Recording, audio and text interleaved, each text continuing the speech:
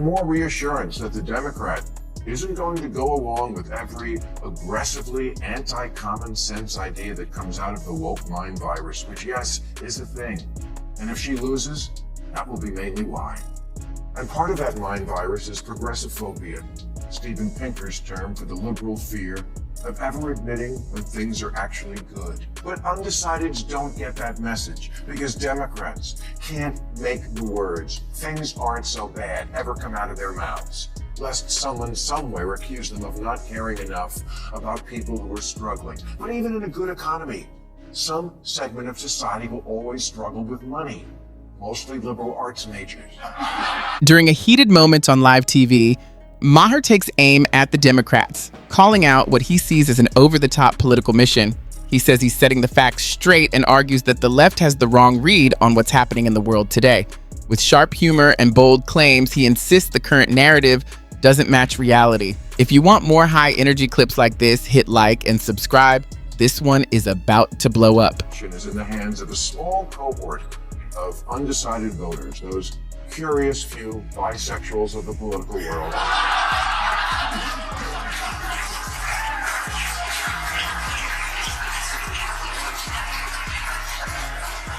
Oh, everybody loves to mock, but I see it as more of a personality thing. I call them the Christmas Eve shoppers of politics. They know the big day is coming, but they just can't get themselves to do anything about it until the last minute. My father was that guy with Christmas. He would do all his Christmas shopping on Christmas Eve night, an hour before the stores closed.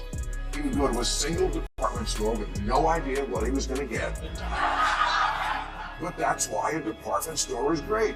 Oh, look, toys. I got kids, they like toys. Done.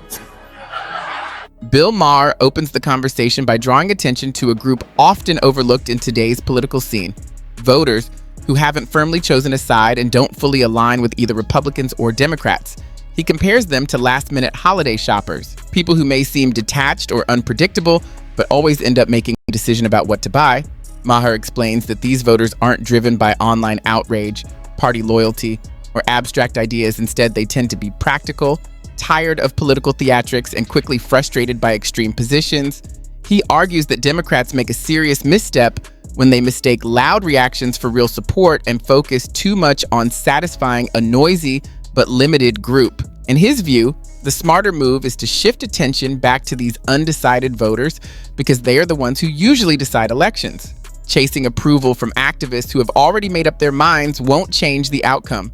Success, Maher says, comes from connecting with the quieter majority who are still weighing their options. A great gift giver because he felt you had to be fully in the Christmas spirit to go Christmas shopping, and being in the store at that hour with Santa and the music and the tree and the whole production going on, it served as kind of a muse for picking presents, and I think there are people who feel the same way about the voting booth. So let me have a word with them. Hi, Christmas Eve voter. Look, you obviously don't like Trump, or you'd be in that camp already, but you're still torn. And I'm the guy who keeps saying, I get mine. You wanted more reassurance that the Democrat isn't going to go along with every aggressively anti-common sense idea that comes out of the woke mind virus, which, yes, is a thing. And if she loses, that will be mainly why. Maher explains that many of these voters remain undecided for reasons that have nothing to do with being uninformed or uninterested. He describes it as a kind of active pushback. They feel uncomfortable with where the modern left is heading, which is why they haven't committed to a party or candidate. In his view, a movement that once stood for logic and science is drifting away from both. He argues that moral rules are now placed on ideas that clash with everyday reasoning. According to Maher, people who value common sense, open discussion, and evidence-based thinking feel insulted when simple questions are treated like forbidden thoughts. He suggests these voters aren't hiding conservative views. Instead, they're worn down by cultural rigidity and ideas taken too far. When they speak up, they feel brushed aside, scolded, or talked down to. So they remain politically adrift, waiting for a party that communicates clearly, respects facts, and focuses on real solutions instead of symbolic tests of loyalty. That mind virus is progressivephobia, Steven Pinker's term for the liberal fear of ever admitting when things are actually good.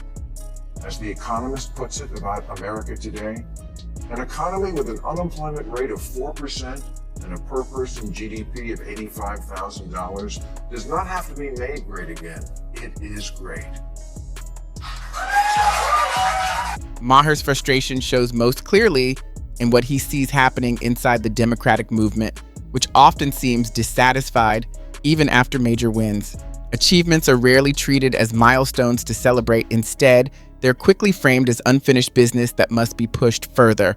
Moments once praised as historic breakthroughs are soon dismissed as insufficient or no longer relevant. Maher argues that in this nonstop forward charge, basic common sense takes a hit, brushed aside as old-fashioned or even harmful. He points out that broad coalitions, which once brought people together, have been replaced by rigid viewpoints now labeled outdated, leaving many everyday voters confused or pushed away. The left worked hard to secure legal and social acceptance for LGBT rights, and Maher calls that a genuine success. Yet before those gains could fully settle, attention shifted to far more polarizing cultural debates, including arguments over gender-related policies and fairness in women's sports. According to Maher, this shift leads to a simple question many Americans believe Democrats struggle to answer: at what point is enough actually enough? The economy is the Christmas Eve voters' other big issue, and they think it's terrible, when actually it's bigger and better than ever. It makes Arnold Palmer look like nothing.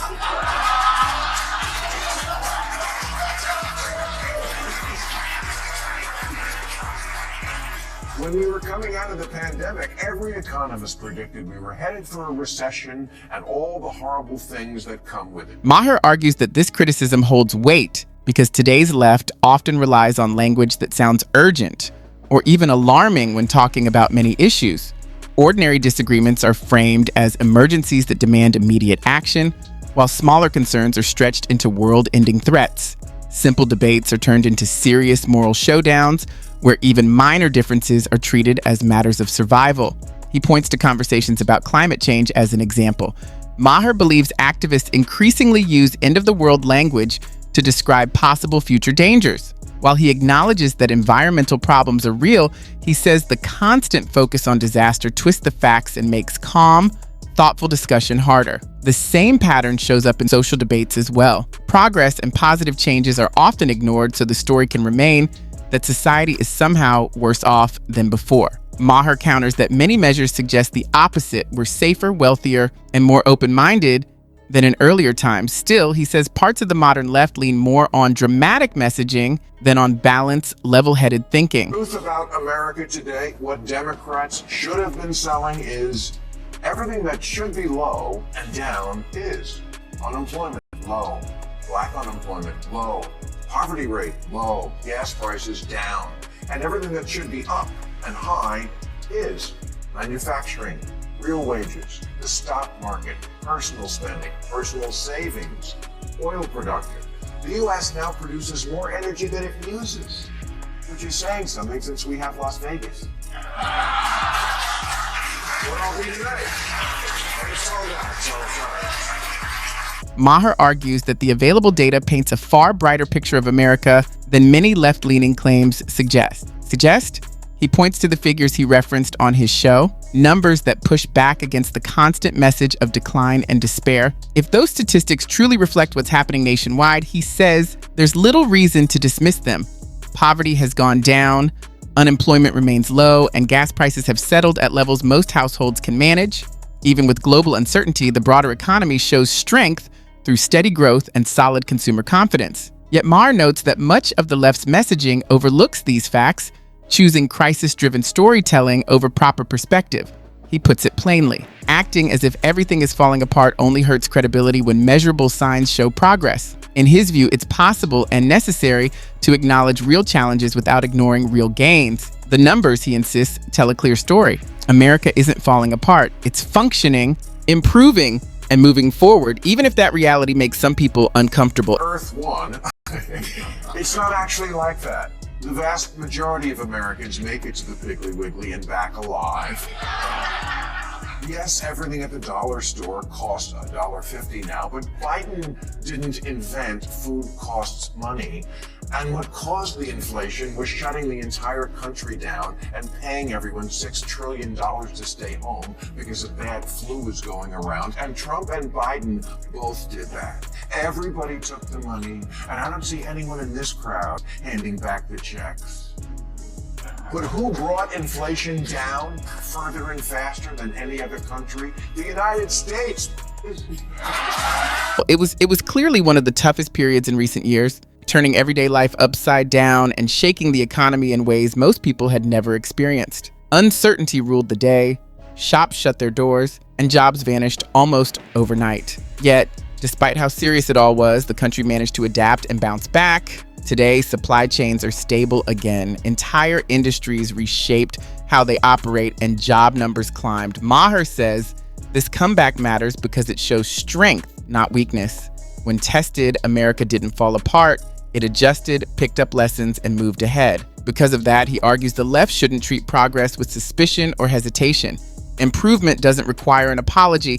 It's evidence that people can rebuild and that systems can improve.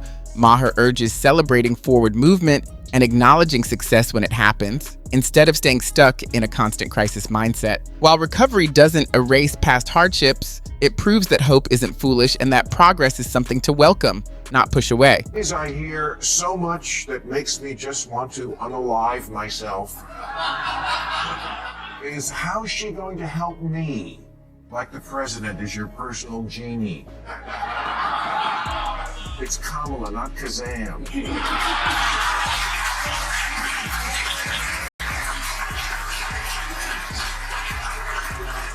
And it's a government, not an insurance company. I don't know if Kamala worked at McDonald's, but she's not Flo from Progressive.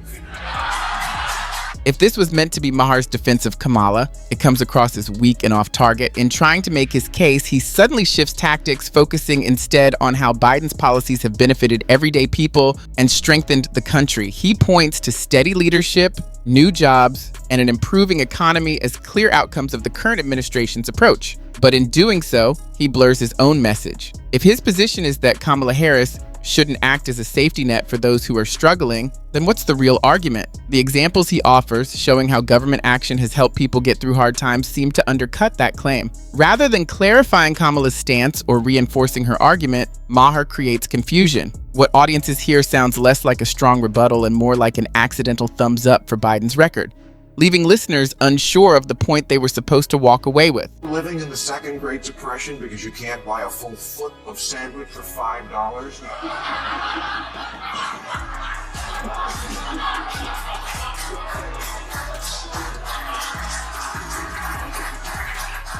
Maybe you're not looking at the actual numbers. Maybe your hat's too tight.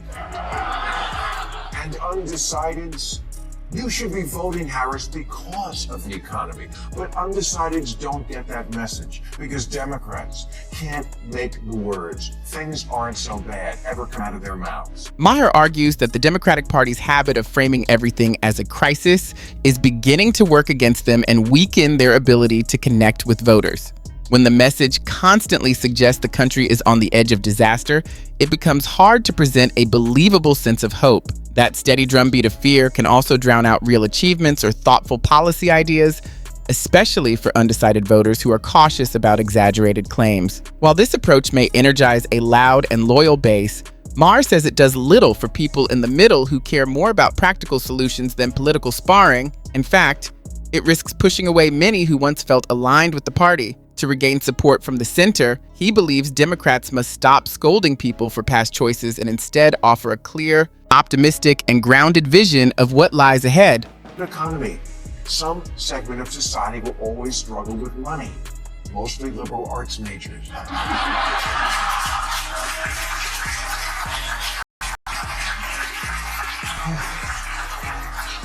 And so, dear Christmas Eve voter, I say to you, things aren't that bad, but they might get a hell of a lot worse under the rule of a mad king. Do I love everything about Kamala? No. Who told you you get to love everything? Do I wish she came up with a better reason to be president than I'm not Trump?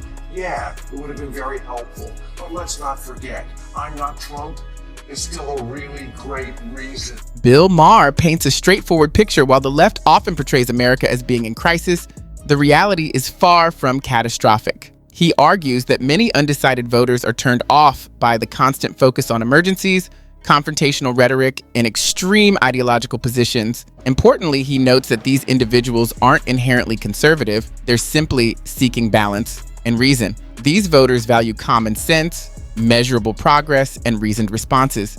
Yet, by focusing so heavily on social controversies and policy battles, the left keeps catering to a vocal minority, potentially alienating the very people who ultimately decide elections. Maher stresses that real progress exists and deserves acknowledgement, from the economic rebound after COVID to tangible improvements in jobs, poverty reduction, and overall stability. In his view, the takeaway is clear. Achievements should be recognized, not overshadowed by endless conflict. Relying on fear and rigid ideology, Maher argues, doesn't get results. To connect with the middle, the focus should be on reason, practical solutions, and tangible achievements. That wraps up today's video. For more videos like this, be sure to hit like and subscribe to the channel. Thanks for watching, and I look forward to seeing you again soon.